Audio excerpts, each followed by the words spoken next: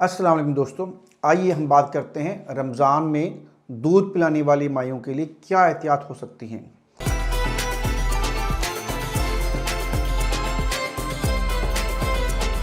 क्या रोज़ा दूध पिलाने वाली ख़वातीन में दूध को कम कर देता है? क्या रोज़ा रखने से माँ का दूध कम हो जाता है? क्या बच्चा कमज़ोर हो सकता है? ये सवाल हर दूध पिलाने वाली माँ के दिल में आता है, लेकिन सच क्या है? आज हम जज्बात से नहीं, साइंस की बुनियाद पर बात करेंगे। याद रखें, माँ का दूध बच्चे की मुकम्मल ग़िज़ा है। ये सिर्फ खाना नहीं बल्कि बच्चे के मुदाफ़ती निज़ाम की हिफाजत भी है।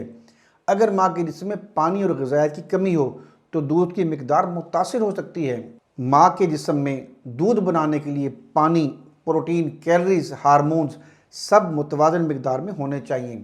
तवील रोज़ा और पानी की कमी कुछ ख़वातीन में दूध को कम कर सकते हैं, ख़ास तौर पर गर्मी के दिनों में। क्या रमज़ान में हर माह में दूध कम होता है? नहीं, हर जिस्म मुख्तलिफ है। कुछ ख़वातीन बग़ैर मसले रोज़ा रख सकती हैं, कुछ ख़वातीन में दूध की मिकदार कम हो सकती है। इसलिए इनफरादी फ़ैसला ज़रूरी है और इस फैसले से पहले अपनी लेडी डॉक्टर से रब्ता ज़रूरी है।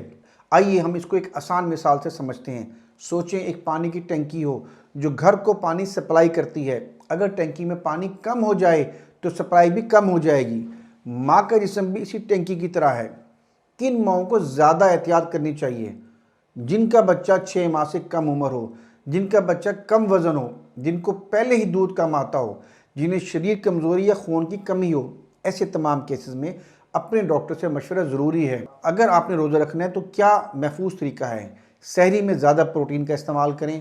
अफ्तारी और सहरी के दरमियान मुनासिब पानी ज़रूर पिएँ। नमक के इस्तेमाल को कम करें। कैलोरीज़ को मुनासिब मिकदार में इस्तेमाल करें। आराम ज़रूर करें।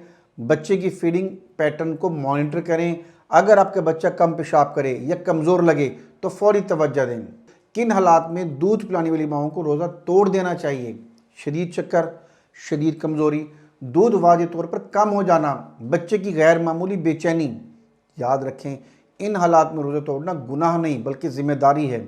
इस्लाम में दूध पिलाने वाली माँ को रुख्सत दी गई है। अगर रोज़ा माँ या बच्चे के लिए नुकसानदेह हो तो बाद में क़ज़ा की इजाज़त है। बच्चे की हिफाजत सबसे बड़ी इबादत है। हर माँ का दिल चाहता है कि वो मुकम्मल रमज़ान के रोज़े रखे, लेकिन अगर जिस्म या बच्चे की सेहत इजाज़त ना दे तो ख़ुद को मुजरिम ना समझें। आपकी सेहत और आपके बच्चे की सेहत सबसे पहली ज़िम्मेदारी है। इबादत में आसानी है, मुशक्क़त नहीं। शुक्रिया।